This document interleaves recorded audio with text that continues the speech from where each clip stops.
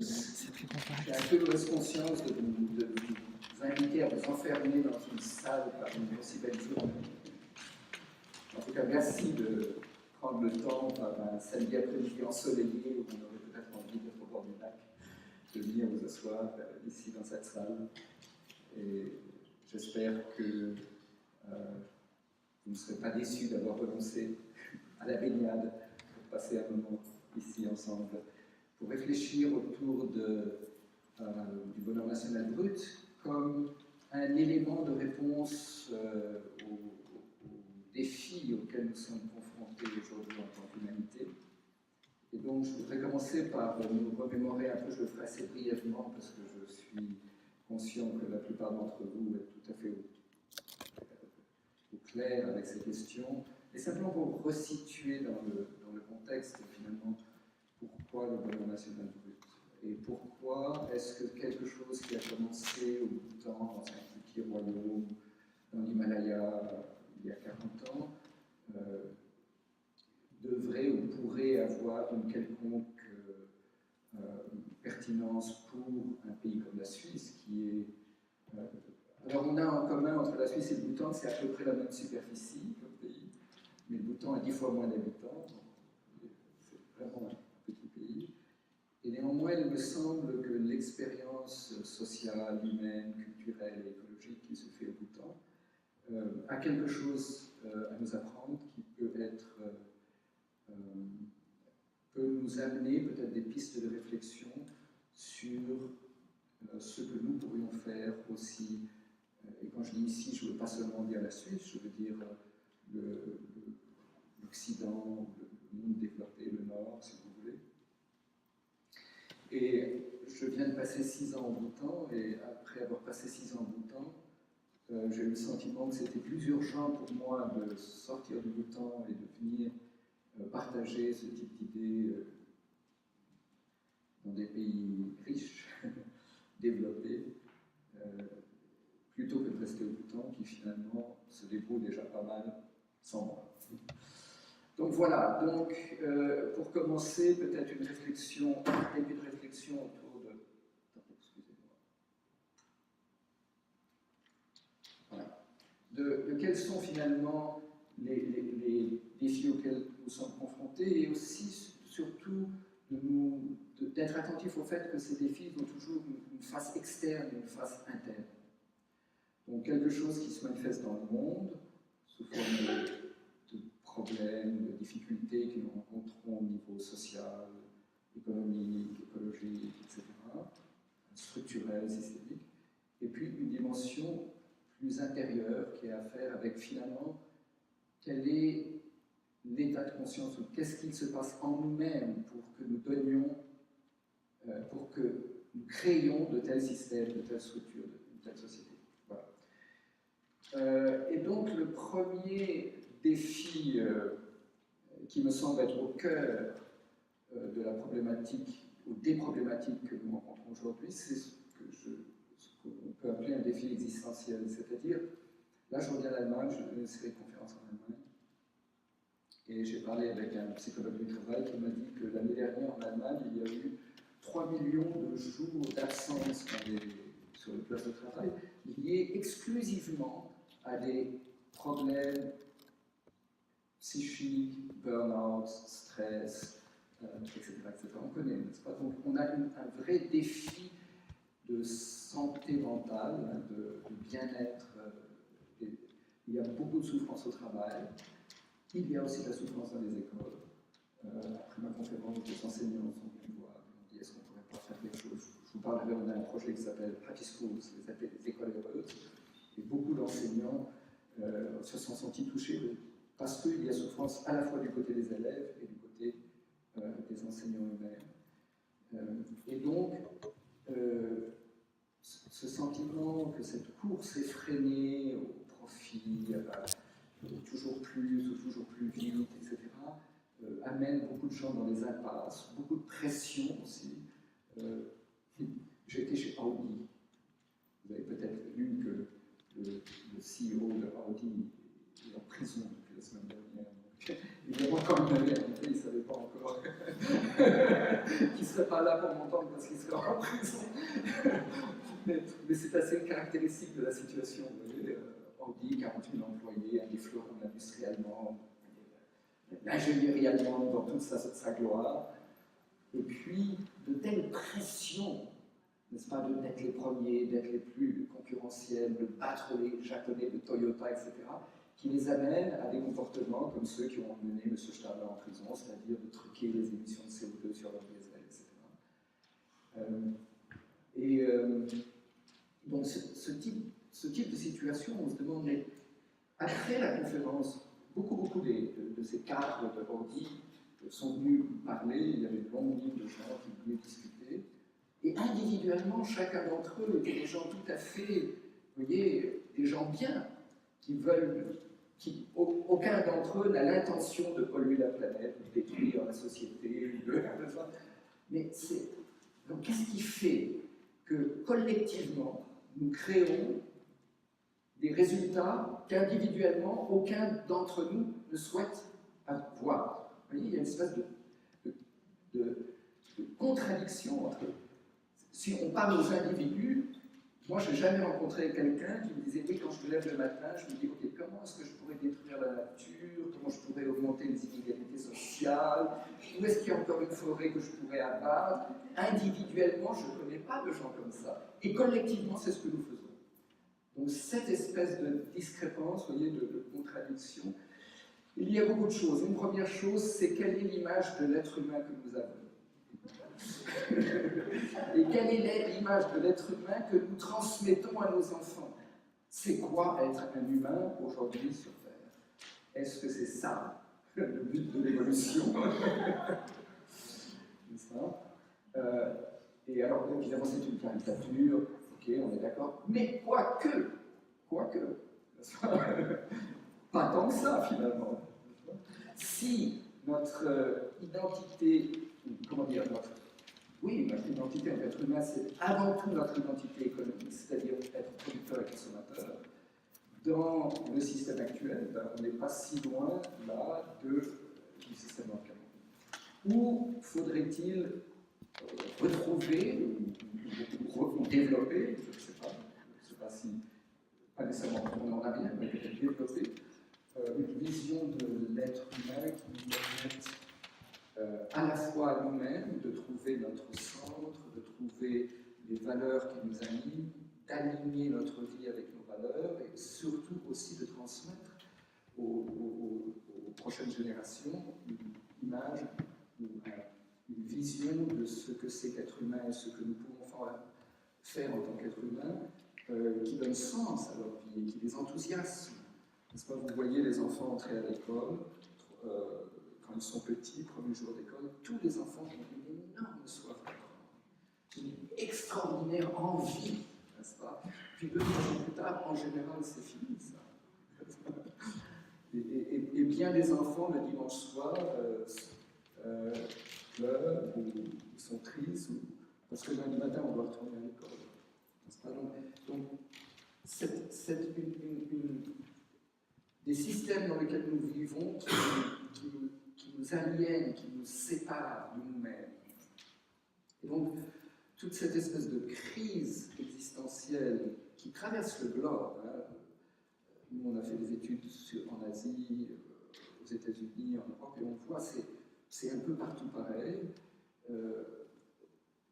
Une perte de repères, une perte de sens, qui rend l'existence humaine précaire, intérieurement précaire. Une espèce de déconnexion, une espèce de rupture avec soi-même.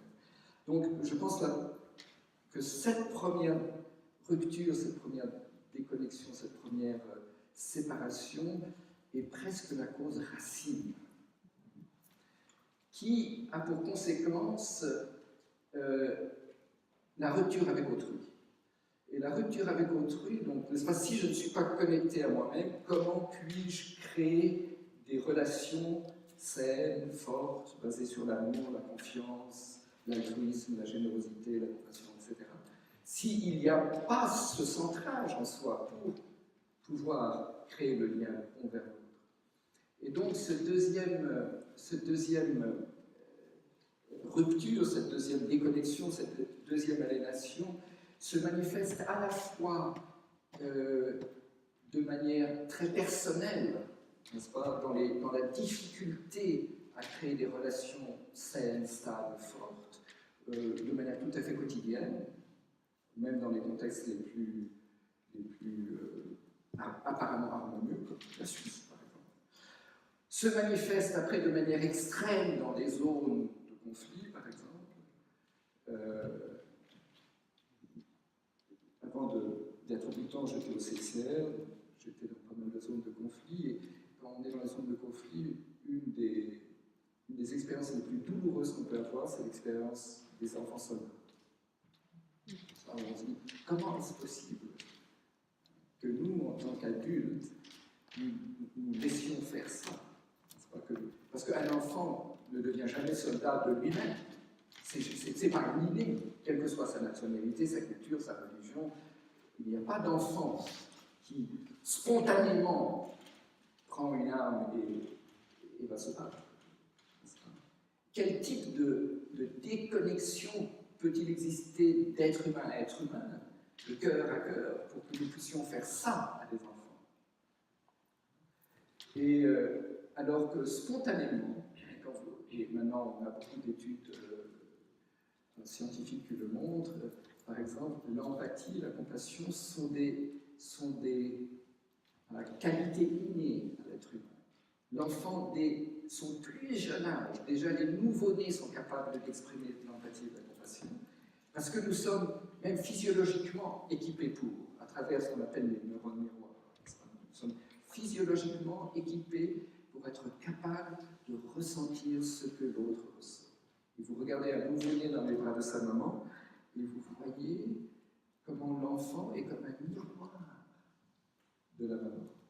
Et que chaque émotion qui passe à travers la maman va se refléter jusque dans le visage de l'enfant, du bébé. Et donc, notre capacité à l'empathie est une capacité absolument naturelle. Et comment se fait-il que cette capacité naturelle puisse être à ce point enfouie, détruite, cachée, que sais-je, ensevelie, pour que nous arrivions à ce type de situation, de violence extrême, de déni de l'autre, etc., etc. Et donc il y a cette dimension plutôt humaine, relationnelle, mais derrière ça, il y a une dimension structurelle et systémique, qui est l'incroyable injustice de l'économie contemporaine. N'est-ce pas? Une injustice obscène. Sur ce graphique, vous voyez, et ça c'est un graphique qui a déjà 3 ans, donc entre-temps ça s'est empiré, pas amélioré. Vous voyez que les 0,001% plus riches du monde possèdent 30% de toutes les ressources existantes sur Terre. Les 0,01% les plus riches du monde possèdent 30% de tout ce qui existe sur Terre. Et les 99,9% moins riches sur Terre, à eux tous, donc plus de 6 milliards de personnes, possèdent 19%. Donc presque la moitié de ce que possèdent les 0,01%. Donc, par-delà les chiffres, n'est-ce pas, qui sont impressionnants si on s'intéresse aux chiffres, mais qui sont quand même un peu abstraits, il y a des expériences humaines, des expériences humaines de souffrance, de faim, de pauvreté abjecte, etc., etc. Et en tant qu'humanité, bien que nous n'avons jamais été aussi nombreux, et néanmoins nous n'avons jamais été aussi riches. Et ce que nous jetons comme produits alimentaires tous les ans dans le monde développé, dans le Nord, n'est-ce pas, Europe, Amérique, Australie, etc., suffirait à nourrir ceux qui n'ont pas assez. Donc il y a une espèce de... Vous voyez, on parle de crise économique, oui, crise économique, mais la crise économique est une crise éthique. Ce n'est pas une crise qu'il n'y a pas assez. Il y a plus qu'assez, on produit trop. Ce n'est pas qu'on ne produit pas assez, on produit trop. Le problème, c'est la répartition, et la répartition, ce sont les relations humaines. Parce que l'économie, n'est-ce pas, n'est pas quelque chose en dehors de nous. L'économie, c'est nous. Avec ce que nous faisons, ce que nous consommons, et l'économie est un des modes de relation que nous avons les uns avec les autres. Comment nous nous relions les uns aux autres. Une des dimensions de nos rapports humains, ce sont les rapports économiques.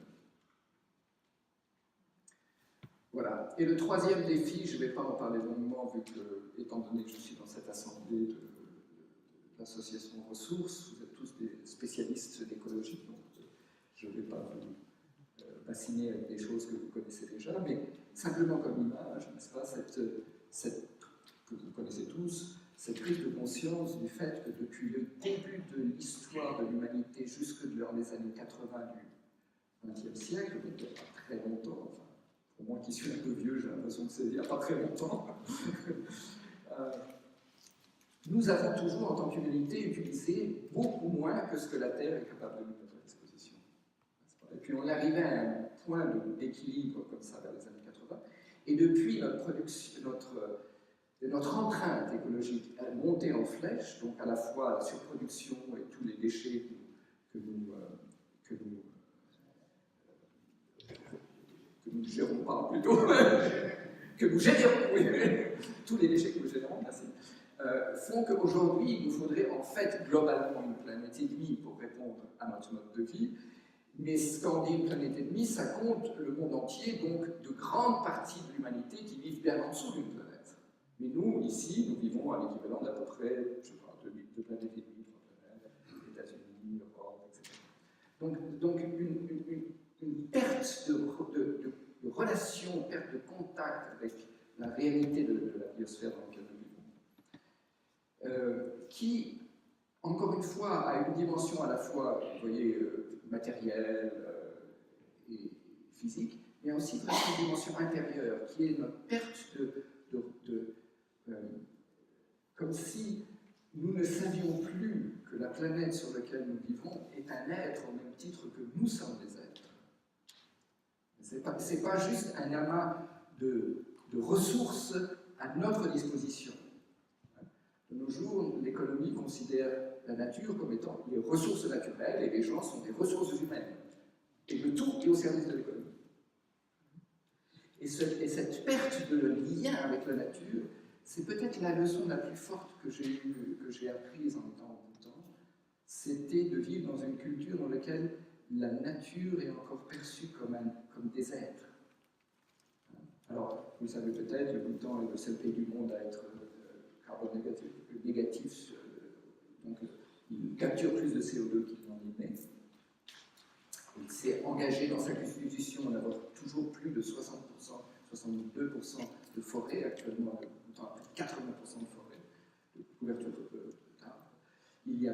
Et c'est un des seuls pays en Asie qui a augmenté sa couverture de forêt depuis 20 ans. Tous les autres ont drastiquement diminué leur couverture de forêt, comme le Népal, l'Inde, le Bangladesh, tous les pays autour, la Chine, etc. Et alors d'un côté, on dit oui, ok, il y a la politique, il y a la constitution, il y a voilà. Mais ce qu'il y a avant tout au Bhoutan, c'est une culture qui a encore le sens du sacré dans la nature. C'est-à-dire, on peut ne pas couper les arbres parce qu'on sait que c'est pas très bon pour l'environnement, etc., etc. On peut aussi ne pas couper les arbres parce qu'on sait qu'un arbre, c'est un être. Et que, bien sûr, on a besoin des ressources que l'arbre va nous donner. Beaucoup des maisons en Bhoutan sont partiellement en bois. Mais on n'en prend pas plus que ce dont on a réellement besoin. Parce qu'on respecte une forme de vie. Et pas juste parce que c'est pas bon pour nous.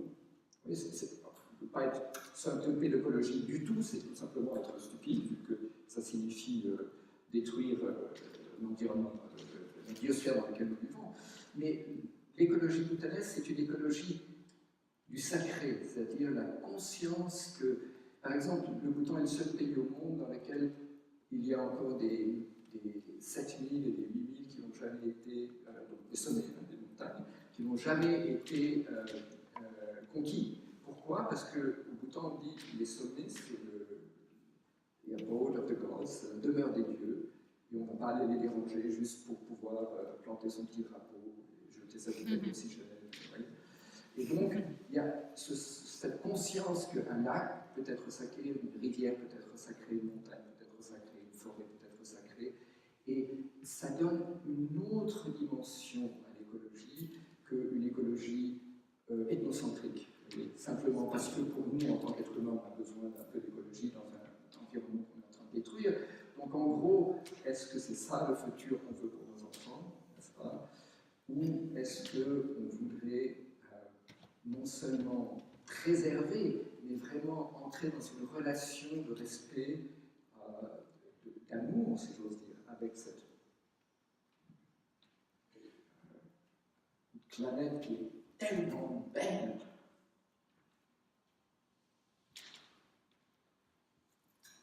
Voilà, une petite photo, puisque vous vous occupez de semences, vous connaissez tous et toutes Vandana Shiva, j'imagine, qui est vraiment une des pionnières de la conservation des semences, d'abord en Inde et puis bien par-delà. Et il y a quelques années, on avait organisé justement une conférence au Bhoutan avec des représentants de un peu toutes les cultures. Vous voyez, ça par exemple, c'était un soufi iranien, ça c'était un swami hindou. Gina vient des États-Unis, mais elle est aussi hindoue. Ça c'est ma collègue Julia Kim, qui co-dirigeait avec moi le Janet Center au Bhoutan. Et Vandana Shiva. Il y avait beaucoup d'autres mondes, c'est juste cette photo-là. Et justement, on a voyagé avec Vandana Shiva à travers le Bhoutan, et elle a fait, si vous l'avez déjà entendu, elle est une oratrice extraordinairement éloquente, magnifiquement éloquente. Et quand elle a fait sa conférence, c'est vraiment là-dessus qu'elle a mis l'accent. Ce qui l'avait le plus touché au Bhoutan, c'était de se rendre compte qu'au Bhoutan, les êtres de la nature étaient encore respectés et vénérés. Et qu'elle disait finalement, ça c'est la clé d'une écologie profonde. On se rend compte, on ne le fait pas juste pour nous, on le fait aussi par respect, par amour pour ces êtres qui sont les plantes, les animaux et notre terre. Voilà. Et c'est une des raisons pour lesquelles un des éléments clés du bonheur national brut, c'est aussi l'agriculture biologique ou biodynamique, dans la mesure où la relation à la nature et la relation à la nourriture sont deux éléments clés de notre relation à la planète. Et si nous ne changeons pas de manière drastique notre relation à la nourriture, notre relation à la manière dont nous la cultivons, la manière dont nous la consommons, nous ne pouvons pas changer non plus la manière dont nous rentrons en relation avec la nature. Et donc ça, c'est le premier jardin biodynamique du Vietnam que nous avons créé avec notre association il y a plus de 10 ans, au centre Vietnam, et qui est devenu un jardin modèle pour beaucoup au Vietnam, j'en parlerai un peu plus tard. Voilà, donc ça c'était un peu si vous voulez, le diagnostic, rien de nouveau, mais juste pour le reposer un peu consciemment. Et j'ai mis là l'image qui vient de la symbolique bouddhiste, qui est la roue de la vie. J'ai juste pris le centre de la roue de la vie. Et au milieu de la roue de la vie, il y a ces trois animaux qui sont un sanglier, un serpent et une espèce de coq, qui représentent ce qu'on appelle dans la psychologie bouddhiste les trois poisons de l'esprit. Le sanglier représentant l'ignorance, le serpent l'avidité ou le désir, et le coq la violence ou la haine. Et les trois se mordent la queue et font tourner le cercle vicieux de la destruction. Et je pense que ça c'est aussi une caractéristique du bonheur national brut, c'est étant donné que c'est né dans un contexte culturel bouddhiste, il y a une forte conscience du fait que les structures sociales, les systèmes, sont la manifestation de notre état de conscience intérieure. Et c'est à la fois inquiétant parce qu'on se dit, mais qu'est-ce qui se passe dans ma tête et dans mon cœur pour que je co-crée des systèmes comme cela? Et c'est aussi rassurant parce que si c'est mon état de conscience qui fait naître les systèmes, en changeant mon état de conscience, je peux changer les systèmes. Or, là, j'ai un levier immédiat. Ma conscience est en moi, je peux. N'est-ce pas? Alors que les systèmes me semblent parfois immenses, impossibles à transformer, etc. Et donc, cette petite parenthèse, n'est-ce pas, en Europe, on dit bouddhiste, mais en fait, c'est un terme qui n'existait pas à l'origine dans la tradition, dans cette tradition. C'est un terme qui a été reporté à travers le colonialisme quand l'Occident et les Occidentaux sont venus en Asie. Il y a une représentation de la religion en Occident qui est on est chrétien, musulman, on appartient à une église ou à une congrégation. Et donc, on en a fait un mot, un bouddhiste, comme on dit un catholique, un protestant, un musulman, etc. Et en fait, si vous demandez à un bhoutanais quelle est son affiliation, il dira « je suis un Nampa ». Un Nampa, ça veut dire je suis quelqu'un qui regarde dedans. Nam, c'est l'intérieur. Pa, c'est le chemin. Je suis quelqu'un qui est sur le chemin de l'intérieur. C'est ça, je ne dis pas j'appartiens, je suis bouddhiste au sens, j'appartiens à une religion, avec un ordre, des croyances, mais je suis quelqu'un qui regarde à l'intérieur. Et ça, c'est intéressant, vous voyez, parce que le bonheur national brut, il est basé là-dessus, sur l'idée que si on voit des choses dans le monde qui nous dérangent, alors on peut se fâcher et aller essayer d'échanger là-dehors, ou on peut commencer par regarder à l'intérieur. Et donc, c'est cette interaction entre l'intérieur et l'extérieur qui est une des caractéristiques fondamentales du bonheur national brut. C'est que, quand on parle de bonheur dans le contexte du bonheur national brut, c'est l'équilibre entre des conditions intérieures qui sont considérées comme centrales et les conditions extérieures qui sont extrêmement importantes. Donc, c'est pas soit. C'est pas soit on se détourne du monde et on regarde tout dedans et voilà. Ni on essaye de régler tous les problèmes dehors en oubliant que, en fait, ces problèmes sont à l'origine dans notre propre conscience. Mais c'est vraiment cet aller-retour entre regarder en soi et regarder dans le monde. Regarder dans le monde et regarder en soi. Et essayer de comprendre le lien qui existe entre ce qui se passe en moi-même, dans ma conscience, et comment ça se manifeste dans le monde. Et à l'inverse, comment ce qui se manifeste dans le monde influence, conditionne et agit sur mon être intérieur. Voilà. Donc, le point de départ du bonheur national brut, c'est une critique du système économique. Parce que la vision du BNP, c'est de dire que le système économique dominant est un système qui confond la fin et les moyens. C'est-à-dire que l'argent, par exemple, est un moyen. Parce que le seul intérêt d'avoir de l'argent, c'est de pouvoir, par exemple, satisfaire ses besoins. J'ai de l'argent, donc je peux acheter à manger, j'ai de l'argent, donc je peux loger, voilà. Mais l'argent en soi n'est qu'un moyen.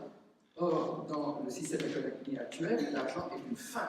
C'est pour ça que, quand on fait des études d'économie, on nous dit que le but de l'entreprise, c'est la maximisation du profit. Donc, le but, c'est le profit, donc l'argent. Or, ce n'est pas le but d'une entreprise, de maximisation du profit.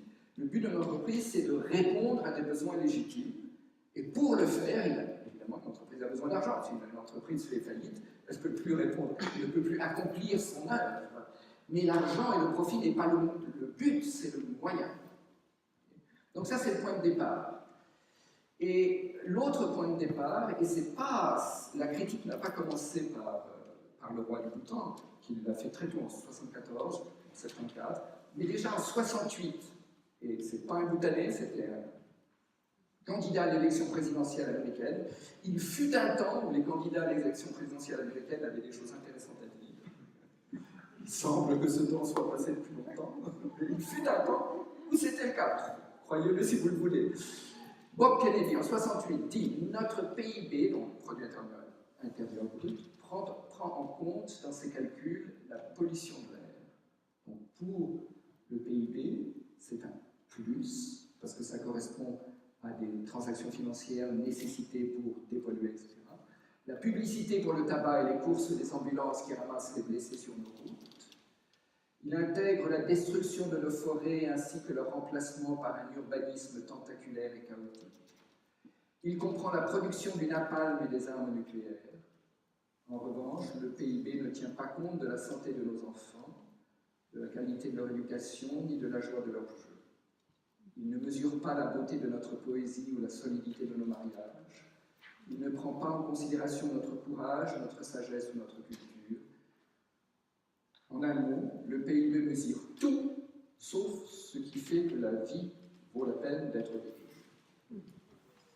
Donc c'est très percutant, et ça montre les deux problèmes fondamentaux de mesurer le progrès de nos sociétés avec le PIB. Et c'est encore le cas quasiment partout.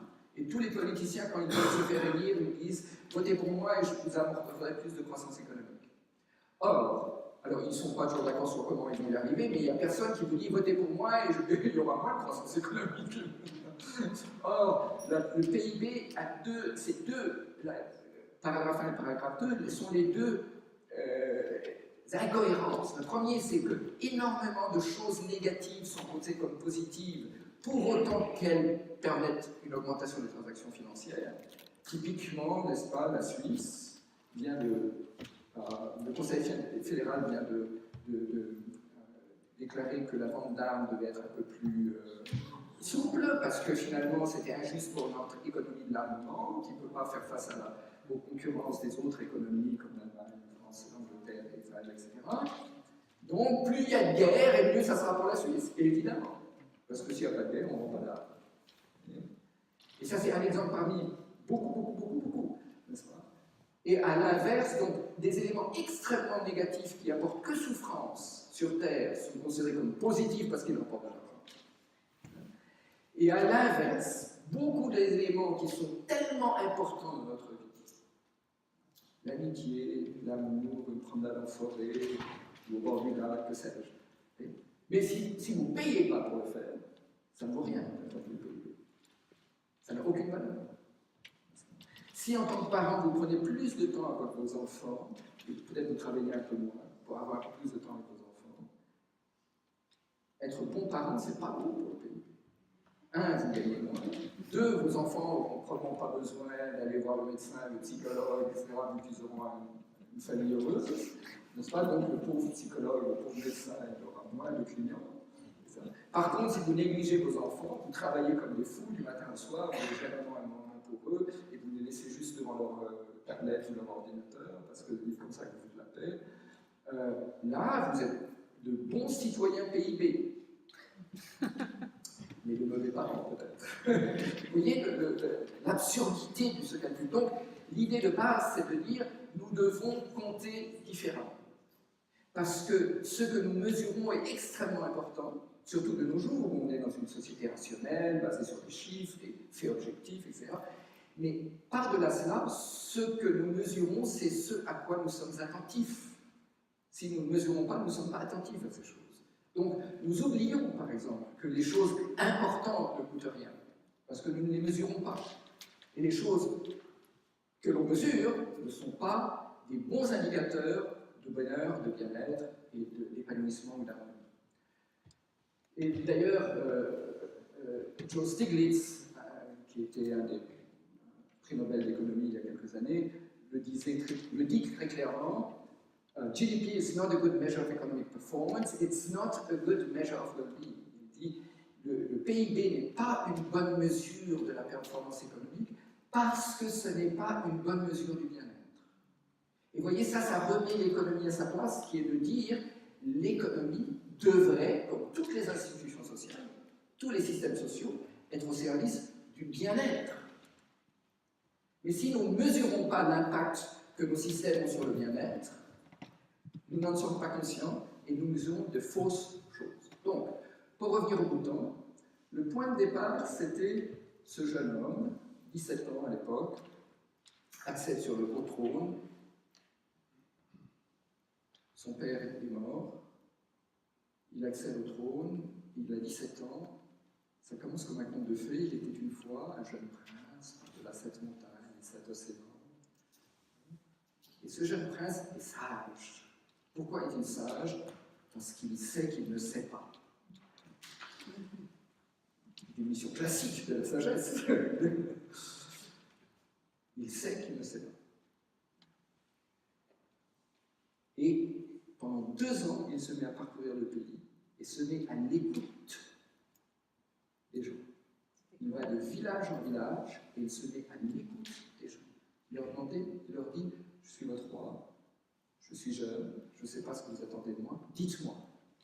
Et il se dit, elle écoute les gens.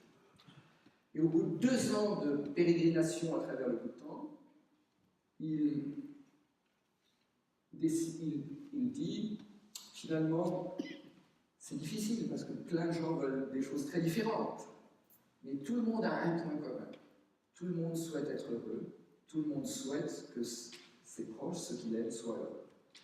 Et donc, je mettrai le bonheur au centre de la responsabilité de mon gouvernement. Et il formule cette phrase prophétique presque, le bonheur national brut est plus important que le produit intérieur national brut. Et ça signifie remettre l'économie à sa juste place, qui est aujourd'hui ce qui est le plus important, ce qui englobe tout, c'est le système économique. Et au sein de ce système économique, la société humaine et la nature sont des ressources au service d'eux. Ressources humaines, ressources humaines. La réalité, je ne dis pas une idée ou un concept ou une idéologie, c'est juste la réalité factuelle. C'est que le plus important, c'est bien entendu notre biosphère, c'est-à-dire notre planète. Vu que sans planète, il n'y a plus de société et plus d'économie, donc c'est évidemment ça. Ensuite, à l'intérieur de cette biosphère, il y a de multiples formes de vie, dont la société humaine n'est qu'une parmi d'autres. Alors, je ne dis pas qu'elle n'est pas importante, pour nous, elle est certainement importante, mais elle n'est pas la seule forme de vie. Elle est une forme de vie parmi d'autres formes de vie. Donc, elle a bien entendu droit à sa place, mais elle n'a pas droit à une place qui l'autorise à détruire les autres formes de vie. Donc, une partie seulement de la biosphère est la place légitime de la société humaine. Et à l'intérieur de la société humaine, une petite partie de cette société a besoin d'une économie. Bien entendu, nous avons des besoins, nous avons besoin d'entreprises qui produisent les biens et les services dont nous avons besoin dans notre vie. Donc, rien contre l'économie. Mais l'économie doit être à sa place, qui est au service de la société, qui elle-même doit avoir une humilité par rapport au grand tout qui est la planète sur laquelle nous vivons.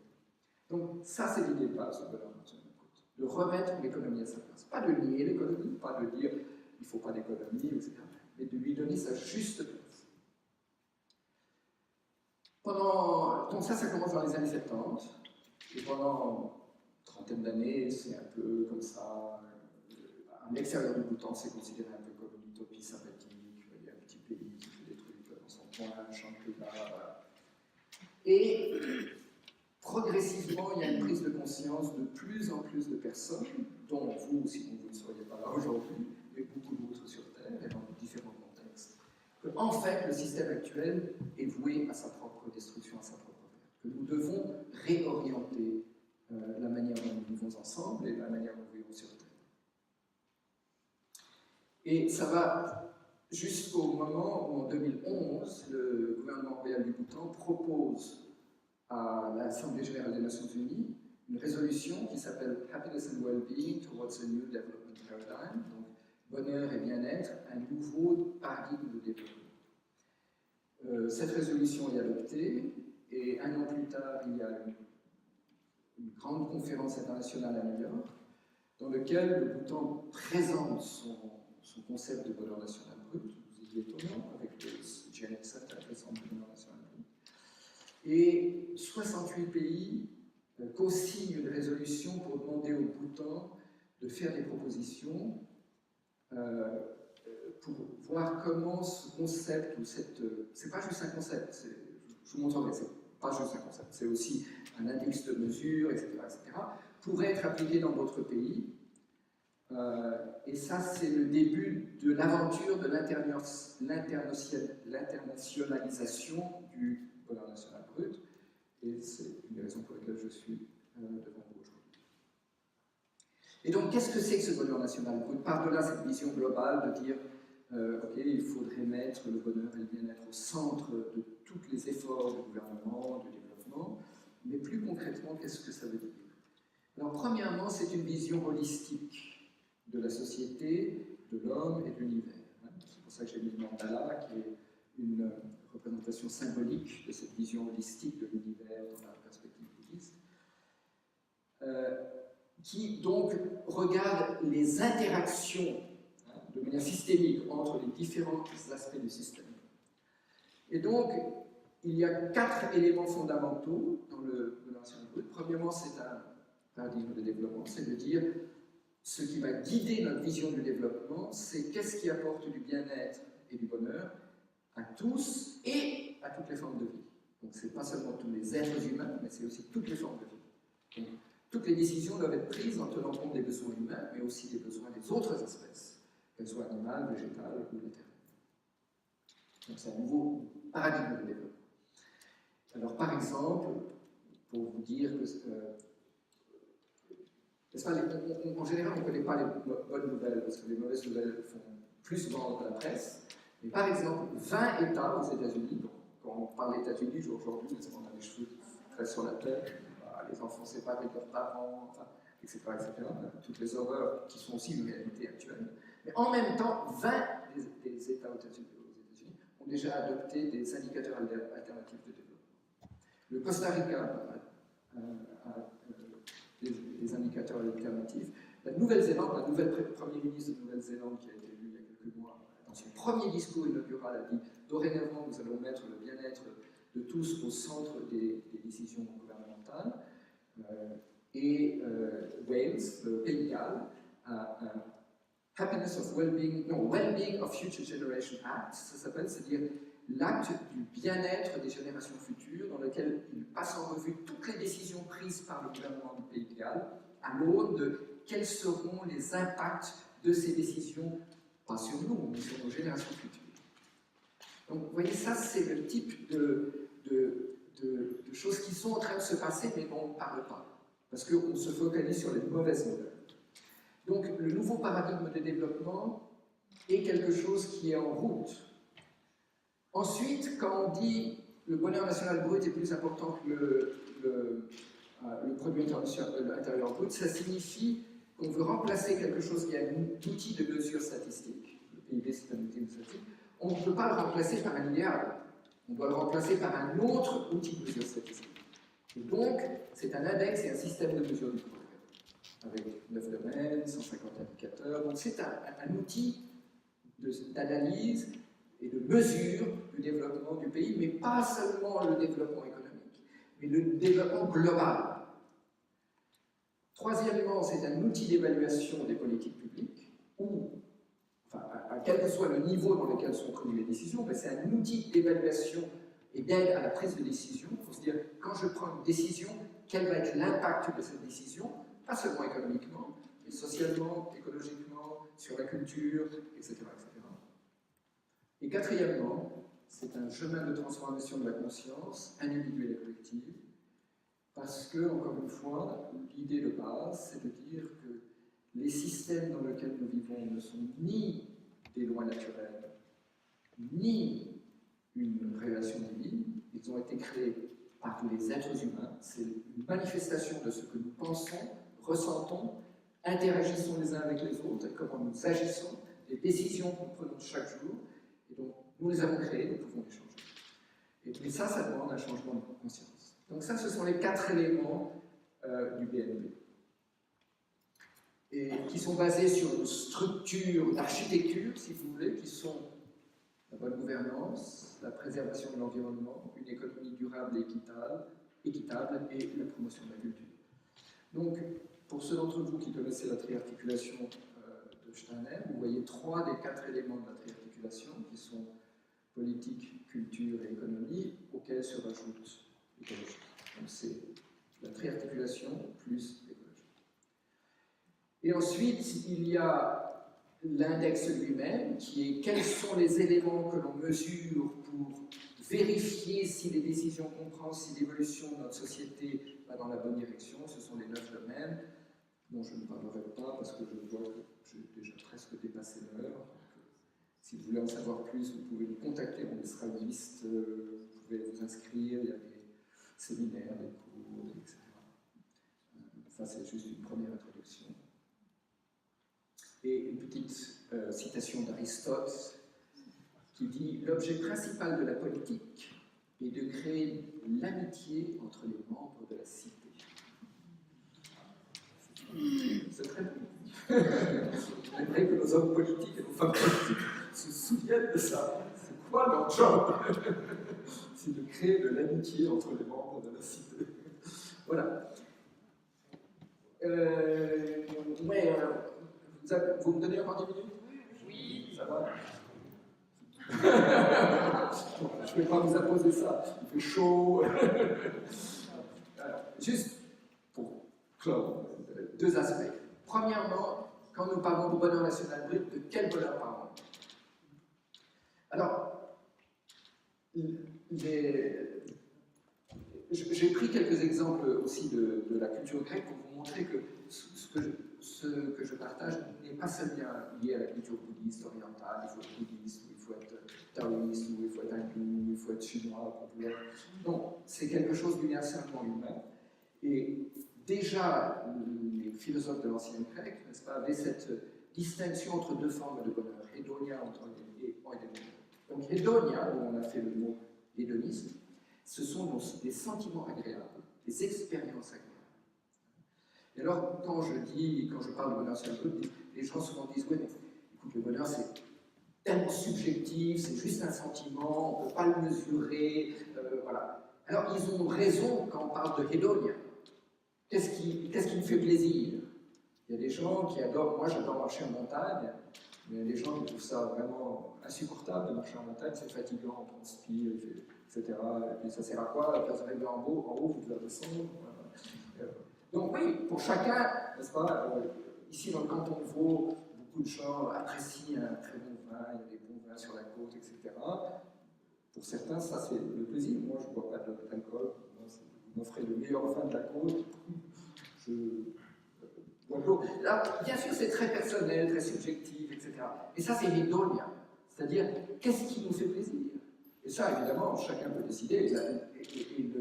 L'État n'a rien à en dire. Imaginez l'horreur si l'État vous disait ce qui devrait vous faire plaisir, n'est-ce pas? Ce qui devrait être agréable, ce serait la pire des dictatures.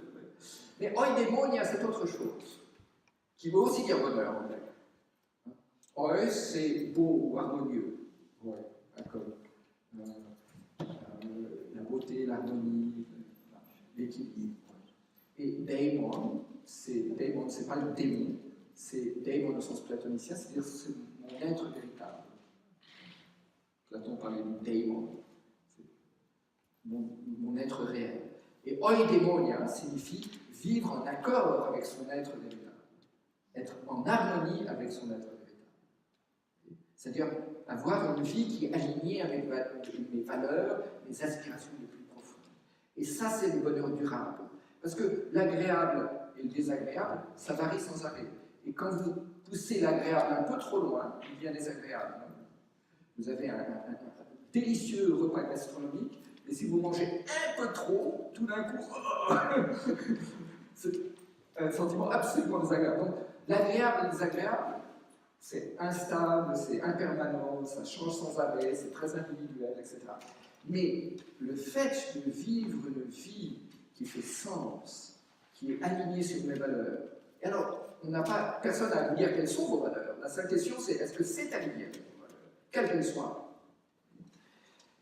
Et du point de vue du bonheur national brut, nous disons finalement la base de cette eudaimonia, de la vie, d'une vie bonne. Une vie bonne, c'est de vivre en harmonie avec soi-même, de vivre en harmonie avec les autres et de vivre en harmonie avec notre planète, avec la nature. Ça, ce sont les trois composantes d'une vie bonne, d'un véritable bonheur. Et évidemment, même si on a ça, on a des moments de plaisir et de peine, voilà. Ça, c'est la vie même. Mais vous voyez, donc, l'idée du bonheur national brut, c'est de dire comment pouvons-nous créer collectivement des conditions sociales qui permettent à chacun, à chacune de vivre une vie bonne. Où on peut être en harmonie avec soi-même, avec les autres et avec notre environnement. Ça, c'est juste un petit clin d'œil. C'était le 20 mars, c'est le journée, a été, suite à la conférence à l'ONU, le 20 mars a été nommé Journée mondiale du bonheur. Et le 20 mars, on fait toujours des fêtes, et là c'était au Bhoutan, et on a été dans une école primaire au fin fond du Bhoutan, vraiment, on a reculé, on leur demandait pour dessiner aux élèves de dessiner leur bonheur. Là, ils avaient 8-9 ans, comme ça, ils ont écrit « Happiness is loving, sharing, caring and traveling ». C'est chou. Le bonheur, c'est aimer, partager, prendre soin et voyager. Des petites illustrations. Voilà. C'est des gamins de 9 ans. Et donc, quand vous demandez à des enfants, c'est quoi le bonheur? Ils savent. Ils savent. Tant qu'on ne leur dit pas, le bonheur, c'est d'avoir des chaussures de telle marque et d'avoir que des 6 sur 6 dans vos communautés, etc. Et ça, c'était justement dans cette école. Nous avons organisé plein d'activités, dont une méditation avec tous les élèves, tous les profs et tous les parents. C'était une petite école, on arrivait à avoir tout le monde dans quelques cercles. Pourquoi? Parce que ce que l'on sait aujourd'hui, grâce aux recherches scientifiques, en particulier les neurosciences, c'est que le bonheur en soi, évidemment, ne s'apprend pas. Mais il y a des composantes qui contribuent au bonheur, qui, elles, peuvent être développées.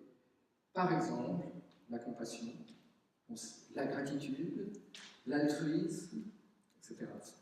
On a des données très fiables que on sait, plus quelqu'un est généreux, par exemple, plus il est heureux. Plus quelqu'un est compassionnel, plus il ou elle est heureuse. Plus quelqu'un a d'empathie, plus, etc.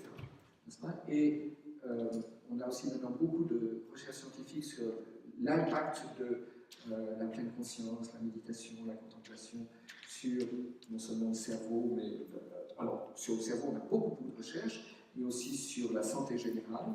Notre fille, par exemple, qui est pédiatre à Genève, mène depuis plusieurs années une recherche sur l'impact de la pleine conscience pour la protection du cerveau des enfants prématurés. Donc vous savez, quand les enfants sont des grands prématurés, il y a plus de chances qu'ils aient des troubles liés à un développement tardif du cerveau, parce que l'enfant naît avant que le cerveau soit complètement modelé, complètement terminé. Et donc, ces enfants-là sont plus facilement, par exemple, hyperactifs, ont plus facilement des problèmes de concentration, etc.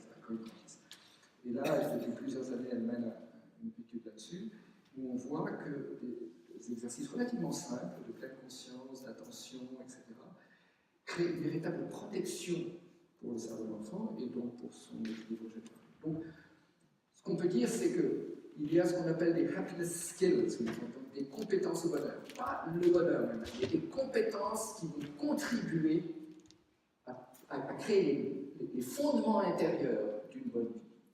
Et donc, nous travaillons aussi là-dessus. Voilà. Pour terminer, quelques exemples de mise en œuvre du BNP sur lesquels nous avons travaillé, continuons de travailler. Et l'idée, c'est justement un renouveau social suppose une transformation intérieure. Donc, comment lier transformation intérieure et renouveau social?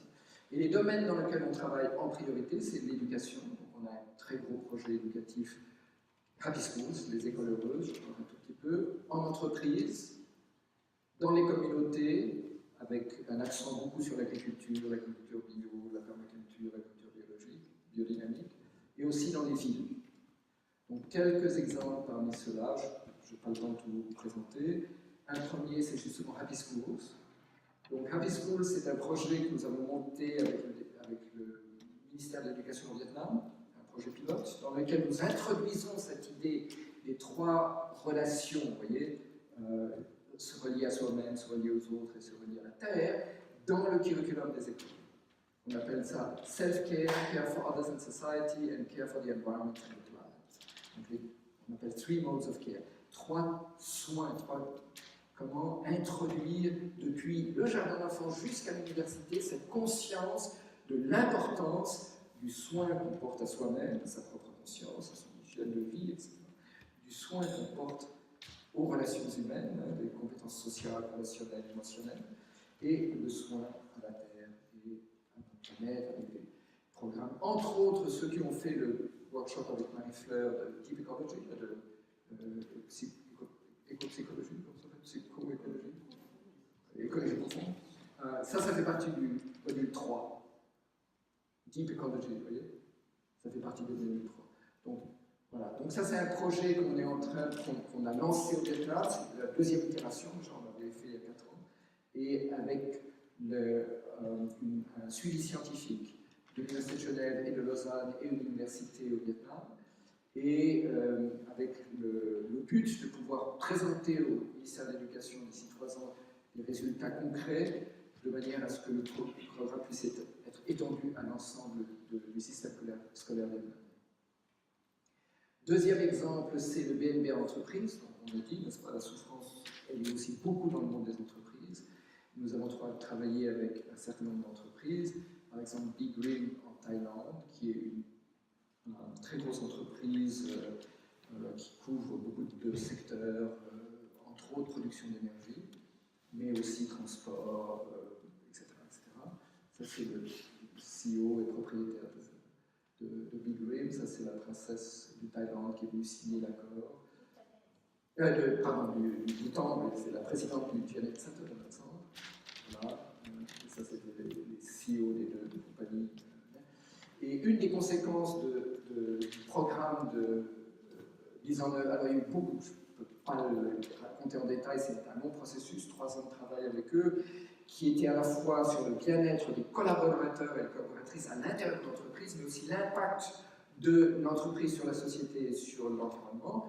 Il ne faut pas oublier, ils produisent de l'électricité, donc ce sont des centrales électriques. Et suite à ça, ils sont engagés, à compenser entièrement leur empreinte CO2 par des arbres, en plantant des arbres, tout autour de nord de la Thaïlande, des grandes plantations d'arbres. Et 2, ils viennent de créer, ils ont déjà 8 ou 9 grandes solar farms de production électrifiée par le soleil. Et ils viennent de faire le plus gros projet de production d'électricité solaire de toute l'Asie du Sud-Est. Et le Premier ministre de Thaïlande, le Premier ministre du Vietnam sont venus pour l'inauguration, pour signer le papier. Donc, vous voyez, des projets qui ont des impacts aussi tout à fait concrets sur la manière dont les entreprises ensuite développent leur stratégie. C'est une entreprise qui a un chiffre d'affaires de 2 milliards de dollars. C'est une grosse entreprise. Donc, ce n'est pas juste des petites social enterprises un peu artisanales qui font de... Voilà. Un autre exemple, c'est Eileen Fisher aux États-Unis. Peut-être certaines dames connaissent, sinon allez voir leur site, ils ont très beaux habits. Il ne faut pas le dire trop fort parce que c'est un peu cher. Eileen Fisher, qui est la fondatrice de cette entreprise, est venue au Bhoutan il y a 5 ans, je crois. Et suite à ça, elle a décidé de complètement réorienter. Vous savez que l'industrie de la mode est une des industries les plus polluantes qui existent. À cause de la rapidité du changement de mode, n'est-ce pas?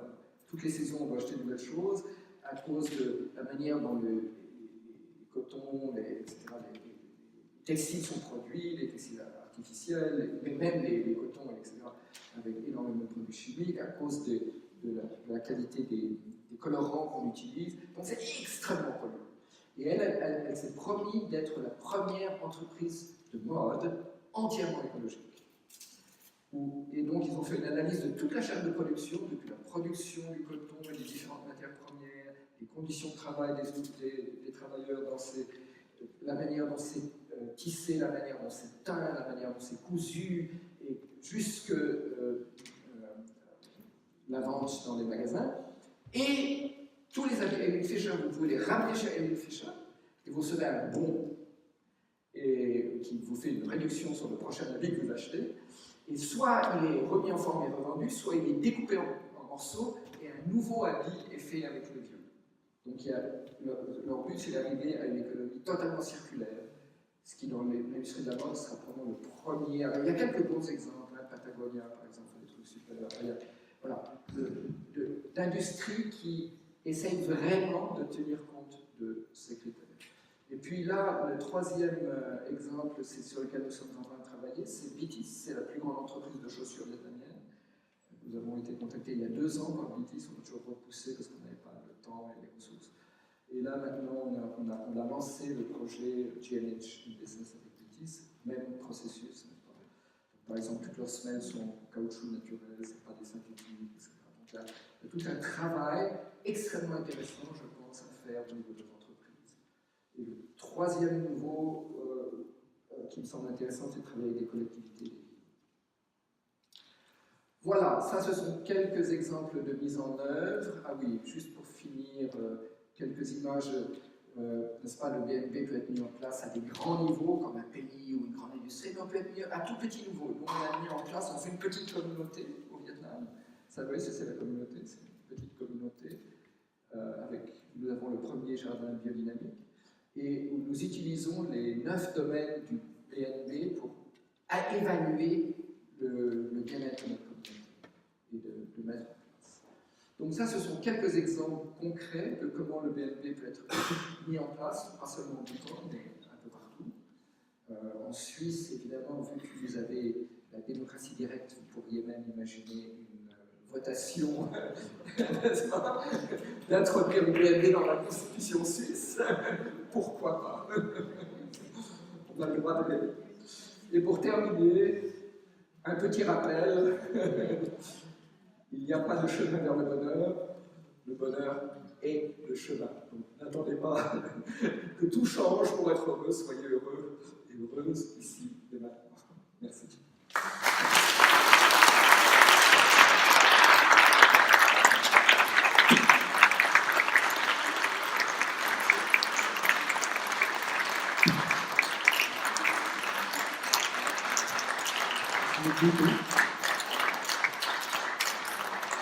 Alors, je suppose que vous n'avez aucune question. Alors, y a-t-il des questions? Des commentaires?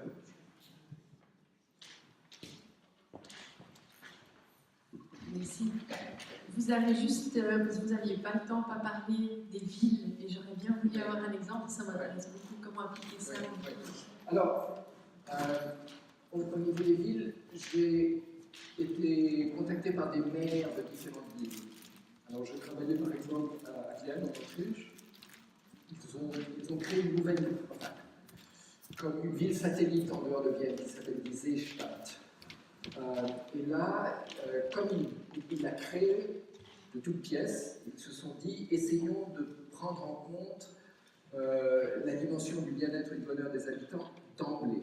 Au lieu de, vous voyez, on construit ces banlieues, après on se rend compte que ces banlieues sont source de problèmes sociaux, criminalité, etc. Essayons de construire une ville.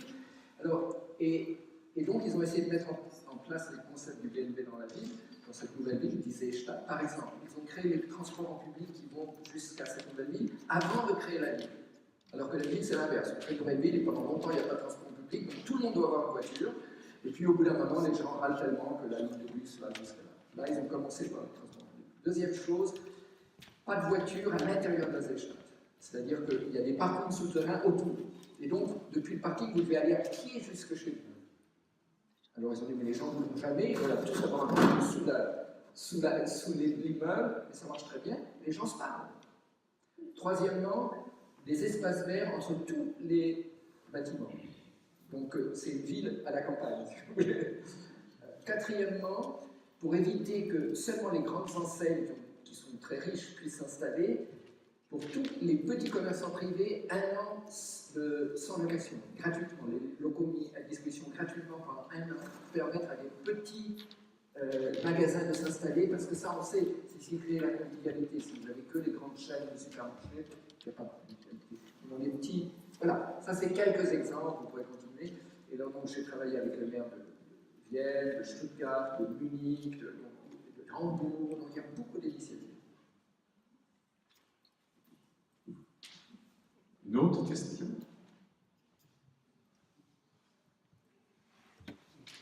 J'aimerais juste savoir s'il y a un livre qui dit tout ça. C'est le principe. Oui, alors j'ai écrit un livre qui n'existe qu'en allemand pour l'instant, qui s'appelle Grundrecht auf Glück, qui n'est pas, j'en suis pas totalement satisfait, mais enfin il a le mérite d'exister. Je suis en train d'écrire un deuxième, qui devrait sortir au début de l'année prochaine, qui sera d'abord en allemand, ensuite en anglais, et qui sait peut-être en français, c'est toujours la question de trouver des éditeurs. En Allemagne, j'ai déjà un éditeur. Donc en allemand déjà accessible, en anglais, il n'y a pas de livre, mais il y a de la documentation sur les 9 domaines, etc. Si vous mettez vos coordonnées à la fin, on peut envoyer des liens. Sur notre site, il y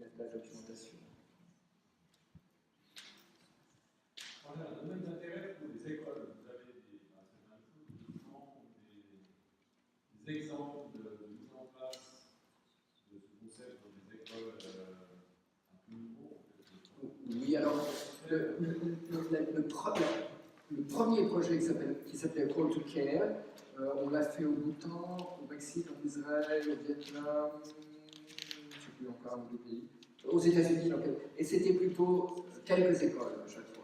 Donc c'était plutôt de faire des pilotes. Le projet que nous avons actuellement, Happy Schools, il a été fait suite à un rapport de l'UNESCO qui a pointé le doigt une contradiction intéressante mais tragique, qui est que la plupart, vous connaissez les tests PISA, ouais, hein, donc la comparaison des systèmes scolaires à travers la comparaison des niveaux de langue et de maths des élèves de 15 ans.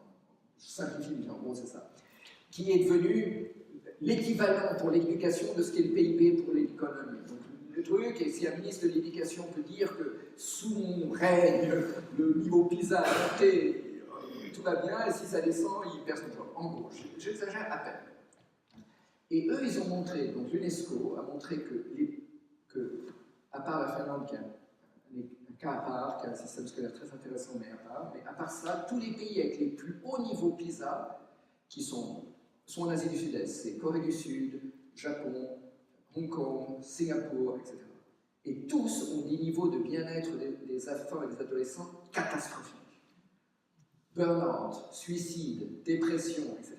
Et donc ils ont dit, attendez, on mesure, on dit ça c'est les meilleurs résultats presque au niveau mondial, vous regardez le bien-être des enfants, c'est une catastrophe. Et donc, ils ont sorti un rapport qui s'appelle Happy Schools, qu'on trouve sur le site de l'UNESCO, Happy Schools, dans lequel ils prônent le fait de mettre en avant le bien-être des enfants, des enseignants et des familles au centre du système scolaire. Et nous, on s'est basé là-dessus pour développer notre système. De dire, en fait, cet élément du bien-être des enfants, des enseignants et des familles, ça devrait être le véritable indicateur du succès d'un système scolaire. Et on part du présupposé, et c'est ce que nous essayons de démontrer scientifiquement à travers notre projet, que ce bien-être ne va pas avoir d'impact négatif sur les résultats académiques. Parce qu'un élève bien dans sa peau, dans une classe où il y a une bonne ambiance, où il n'y a pas de harcèlement, où il y a pas de... il y a de fortes chances qu'il ait plus de joie à apprendre et donc il apprenne mieux. Donc ça, c'est un peu le modèle sur lequel on travaille. Et actuellement, au CHUV, Anne-Emmanuelle Gay, qui est la médecin qui est en charge de la santé des adolescents, fait une recherche autour de l'impact justement aussi de la pleine conscience, des compétences socio-émotionnelles sur le bien-être des adolescents dans le canton de Vaud. Et donc elle a des écoles pilotes, dont je crois le Collège de l'Élysée, avec lequel un groupe du BNB suisse a travaillé, et je ne sais pas, elle a d'autres, à Neuchâtel, enfin je ne sais plus exactement, mais on doit pouvoir trouver ça. Donc c'est santé des adolescents au CHUV.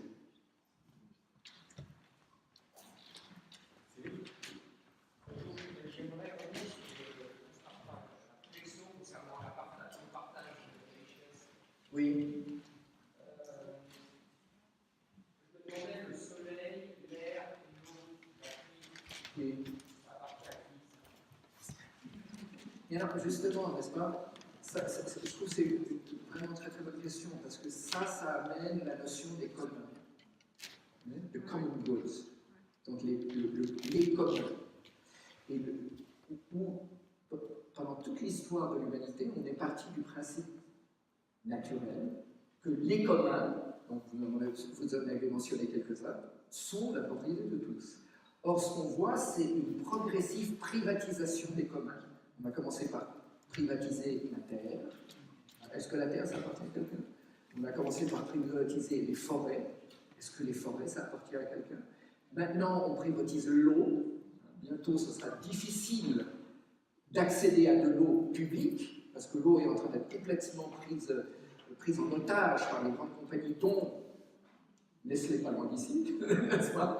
Et donc, une nouvelle économie suppose une redéfinition des communs. Qu'est-ce qui est le common good? Quels sont les communs? Qu'est-ce qui appartient à tous et devrait être accessible à chacun sans condition? Et ça, c'est vraiment une question extrêmement importante.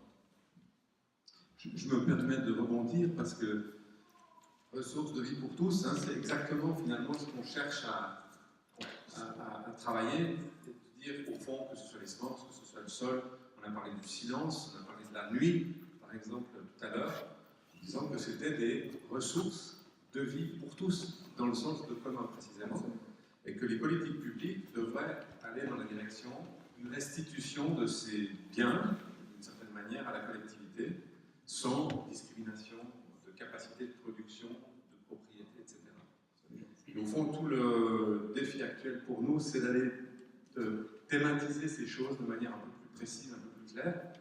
Je me répète un peu pour ça, ceux qui étaient là ce matin, mais on va certainement lancer un petit quelque chose d'un peu ludique autour de la nuit, puisque la nuit disparaît au profit de la luminescence continue, et ça pose un problème aussi bien à notre santé humaine qu'à la biodiversité. Voilà par exemple, pour aller dans la direction de ce que tu disais Cyril, quelque chose qui n'est à personne et que tout le monde s'approprie sans se poser la question de savoir en quoi ça va nuire à son voisin ou à la collectivité en général. C'était juste pour rebondir sur cette question. Est-ce qu'il y a encore des commentaires ou d'autres questions? Oui.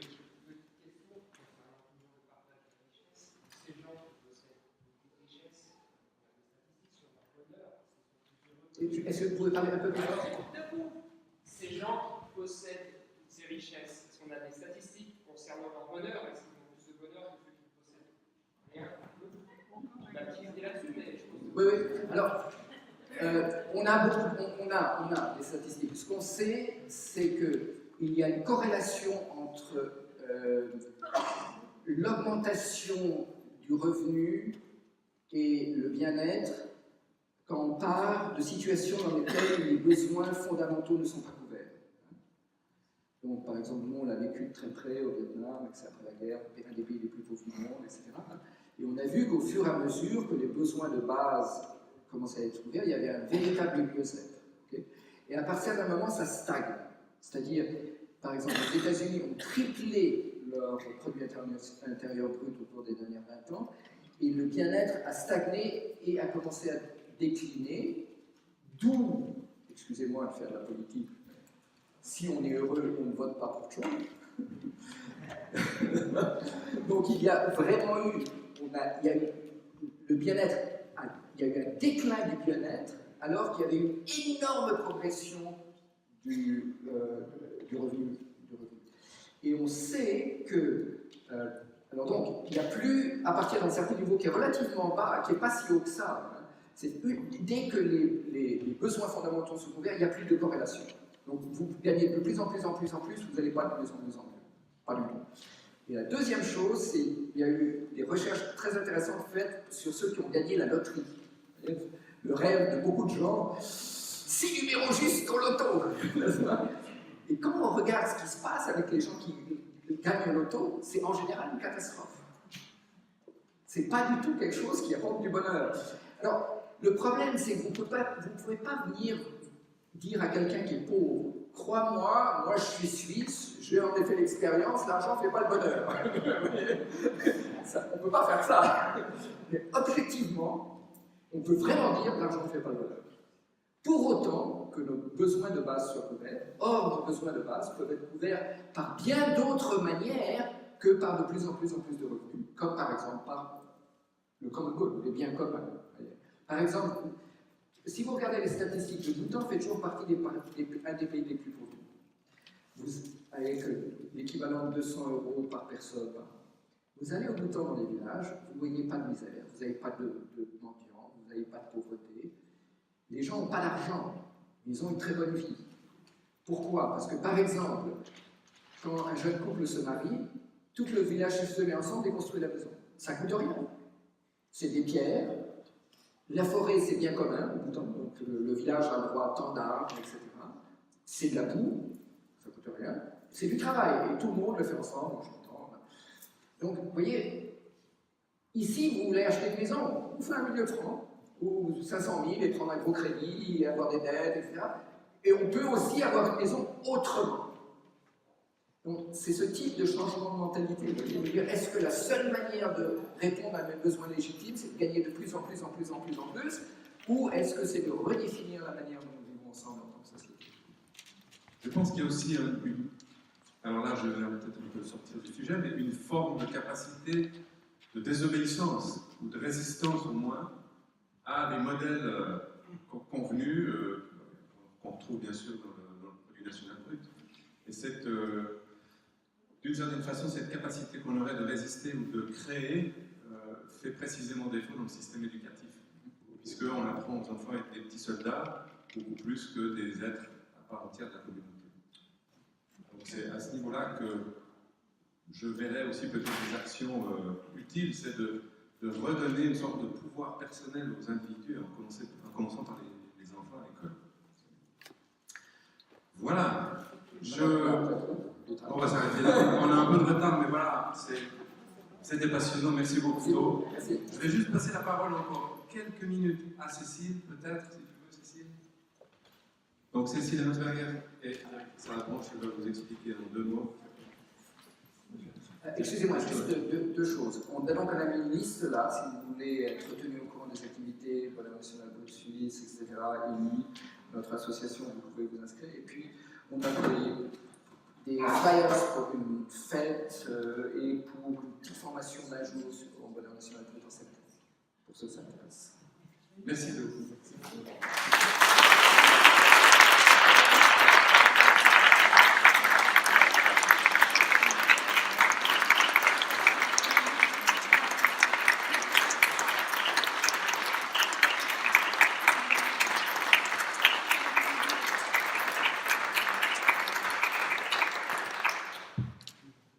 Je ne sais pas si beaucoup de personnes étaient là ce matin, parce que je risque de redire un petit bout. Alors, si je peux.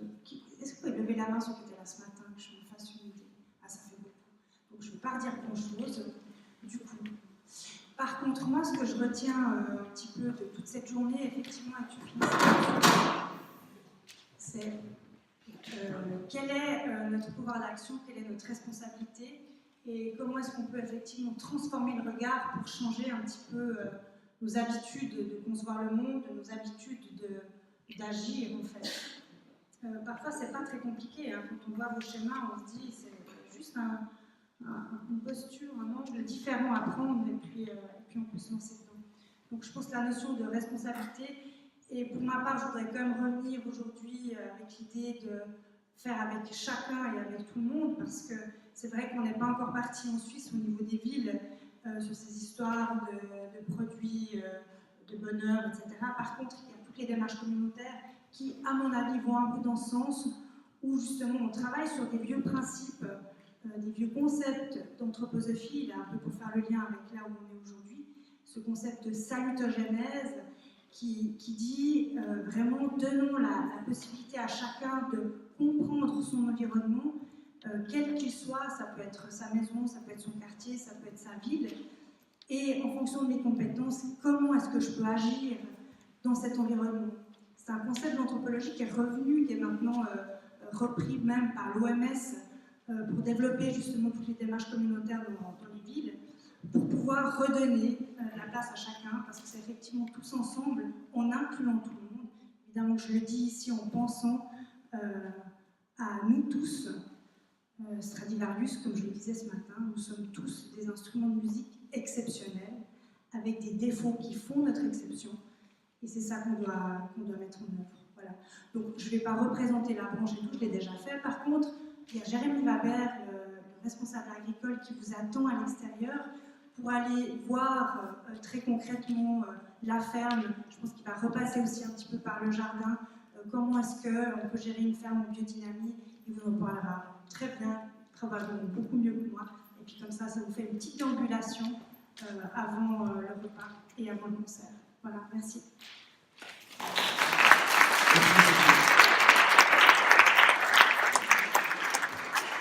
Voilà, donc on va s'arrêter là. La visite va démarrer certainement tout soudain. On vous attend pour ceux qui restent avec nous pour le repas et puis pour le concert ensuite.